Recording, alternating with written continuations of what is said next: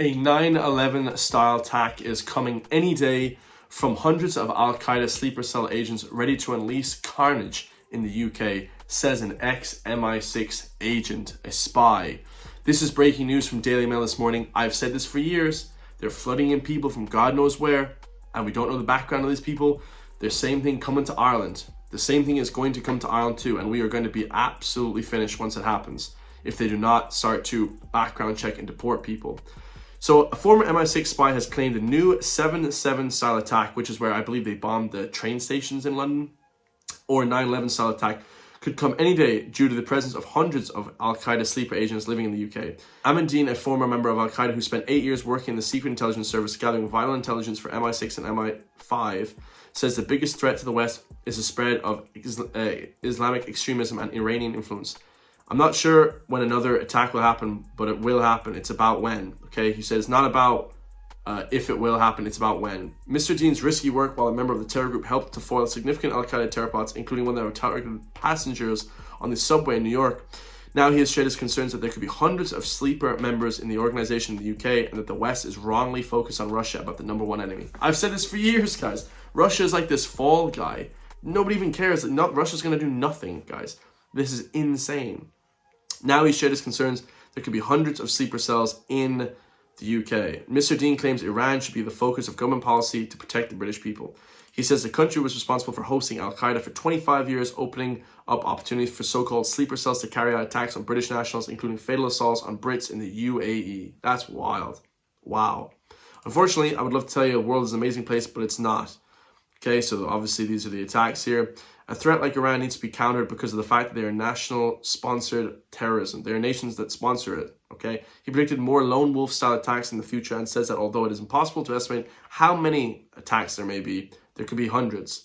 The father of one was 17-year-old when he met Khalid Sheikh Mohammed, the mastermind behind the 9/11 attacks, after spending a year fighting the Bosnian War. At 18, he traveled to the mountains of Afghanistan where he spent 11 months learning how to build bombs. Mr. Deen told how a self-confessed nerd, the mathematical side of the process appealed to him. This is crazy stuff. He went on to spend time making bombs in the company of the world's most wanted man, Moaz Fazini, now an ISIS leader in Syria. So ISIS are actually roaming around Syria. And terror mastermind Abu Khabab. Khabab was in charge of developing Al-Qaeda's mass casualty weapons up until his death in CIA drone strike in 2008. So these guys are really, really against the Western world. But Mr. Deen, who had originally pledged his alliance to Al-Qaeda Osama bin Laden in person, had been in the group barely a year when a devastating suicide bomb attack in East Africa changed his outlook on life for good. The attack on American embassies in Nairobi, Kenya, and Tanzania killed 200 people and injured 4,000. It made him realize that he had taken the wrong path. To escape the group's clutches, Mr. Deen pretended to have fallen ill and traveled to Qatar, where he renounced Al-Qaeda. But his life took another dramatic turn when he was approached by MI6 agents just 9 days later. Wow, insane. After confirming that he had truly left the group and recognized his knack for key skills such as map reading, the spy agency rushed him back to the UK as their latest asset. Okay, that's great, guys. Undercover. I love this stuff. Mr. Deen was able to return working for Al-Qaeda while the smuggling secrets to MI6 were thought to have saved hundreds and not thousands of lives. So this guy saved thousands of people, okay? He revealed that the terror of one group discovered by the group, recounting of how he was certain had been found out and been summoned to meet one of Osama bin Laden's closest allies. Fortunately, he was asked instead to deliver a message to 4 brothers in London to tell them to leave the country.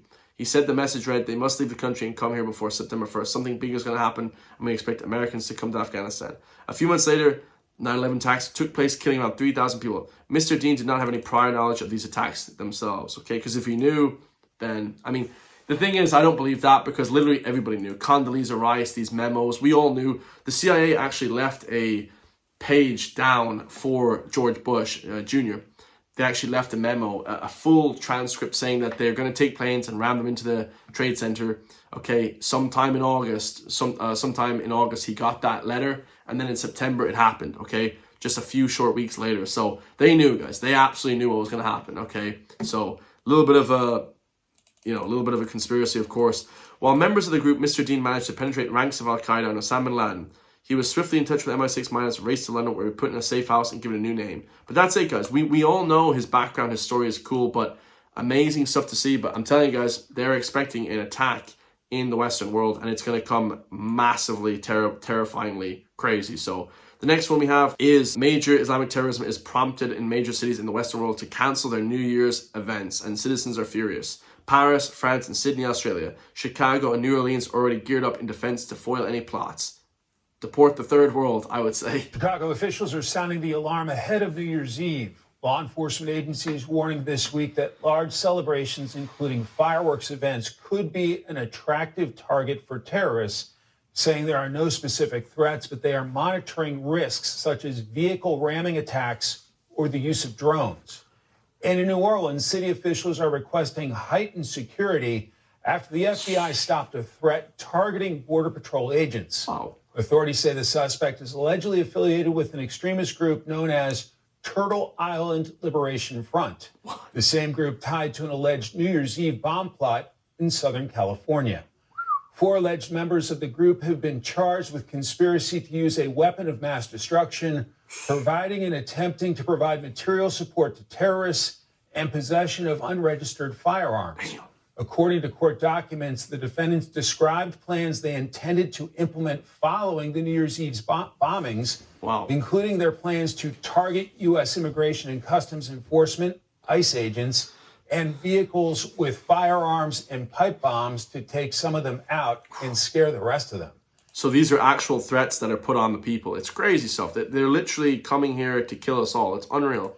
And overseas, 7 countries are canceling their New Year's Eve plans, citing safety concerns. See, and they know something big's going to happen. This New Year's Eve, stay safe, guys. Bali, Belgrade, Hong Kong, Jakarta, Monaco, Paris, Sydney, Tokyo, and maybe Dublin. Who knows? We have sleeper cells in Ireland as well. I've said this for years and years. I've said this for years that we have sleeper cells in this country and nobody's listening.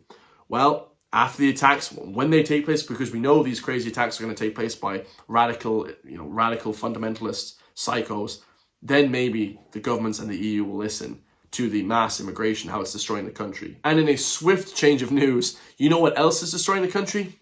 Feminism. Okay, modern feminism, of course. Being equal is what we all should aspire to be. Nobody put each other down. Nobody puts anyone down. But look at this, guys. We have a scene from Love is Blind, which is a show where you marry somebody before you even meet them, okay, just based on their voice and their personality. This contestant breaks up with a man because of his views on BLM, LGTV, and a host of other things. This is crazy. Now, what they're trying to do, what the elites are trying to do, is they're trying to break up friendships in marriages and relationships in the Western world. Okay, nowadays, if you're more right-leaning conservative, people say, oh my God, you can't get a girlfriend. You girls won't like you because most women are 99% of the time they're left-leaning. How crazy is that, lads? I mean, it's absolutely disgusting. I love you so much. But I've always wanted a partner to be on the same wavelength. Oh. And so today I can't. Good riddance to bad rubbish. We'll just stop. Stop, lads. I'm sorry, but I don't want that to be misunderstood. I still love you, and everything about you is amazing. And I care about you so much. I care about you too. Okay, first of all, she's punching. Okay, this guy's a handsome guy, rich. I remember watching the backstory to a lot of these guys are like finance bros, like they're big, wealthy guys. So this woman, I don't know what she's looking for, but it's crazy, guys. Okay, she wants some left-leaning nose ring, bull ring, and blue hair sort of guy. I don't know what they want, but it's not him, apparently. I care about you too. And I love you so much. And I know I want to stay with you and keep growing our relationship if you'll let me. We'll see. We'll talk about that. We'll talk about that. Bro, I would just leave straight away. What kind of bullshit is this? Imagine getting embarrassed publicly on TV. Job. Dodged a bullet on that one. Oh, man. Hey. I don't know. I feel kind of numb. Yeah? Oh, yeah. And it's sad. Like, I was really excited about Ben. And I'm just like, he's such a great person. I just like...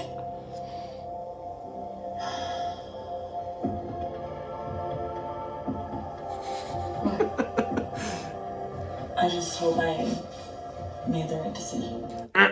You made the wrong decision. You know what I do, guys? If some woman is left-leaning or whatever, and I know they're left-leaning, if I was to talk to them, I just send them my videos. I send them my most radical right-leaning videos. And so should you guys. If you guys are right-leaning, don't flip and just be like cucking up to him. And, oh yeah, baby, I agree, the same thing. I agree. I'm a left-leaning cuck as well. Like, no, guys, look down, look at your nuts and say, oh, I'm a man. Okay, I don't have to take this bullshit. I'll just move on to the next girl. Like, if they don't want to get on the fucking program, that's it, guys. Bye. See you later. Come on. Who gives a shit? Atlanta or something? Well, what city? Where do they live at? In the U.S.? Like, what? Bro, what do they live in? Portland or something? You think about something. I asked him to, like, what his church's views are, and he said he didn't know. And so then I watched a sermon online. From his church. About, sexual identity. What? And it was traditional. Oh, it was traditional. Oh my goodness. Sorry, I didn't know. God, you should have, of course. Nobody could ever marry a man that's traditional. Oh my goodness. Imagine a man that's traditional. What's gonna happen? Guys, he dodged a bullet. This lady is clinically insane. She got the SSIR stare. Like, really? Guys, this is... Holy shit, bro. This is insane. And this is what they're trying to do, guys. They're trying to pit women and men against each other. They're trying to make us all hate each other. If you're right-leaning, if you're conservative, you know, you can't be moderate. You have to be some right-leaning lunatic. If you're right-leaning, now you're Hitler. You know, this is not the way it is, guys. Everything is nuanced. And if there's a give and a take, guys. Even me, I'm quite nuanced when it comes to stuff. I think that if you're too nuanced, it's pretty gay. Like, you know, you're not, like, actually... You know, there's not like this is a line, if you cross it, you know, where you're gone. It should be like that. But really, things are nuanced as well, guys. Okay? You are nuanced like crazy. And this is what liberal people are breeding. This is the liberal generation we're living in now. Here we have, lastly, a liberal woman bragging about getting chlamydia multiple times. You know, what's happened to society now? You know, you shouldn't be proud of things like getting sexually transmitted diseases and all this kind of horrendous stuff. You know? Once I got chlamydia, or like, I think at least once I got chlamydia. And this guy goes, I go, oh my God, you gave me chlamydia. And he goes, I only give my favorite girls chlamydia. And I was like, nice.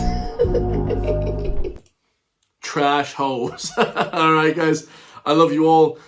It's not bad if you have sexually transmitted diseases. I've never had them, personally. I'm a clean man.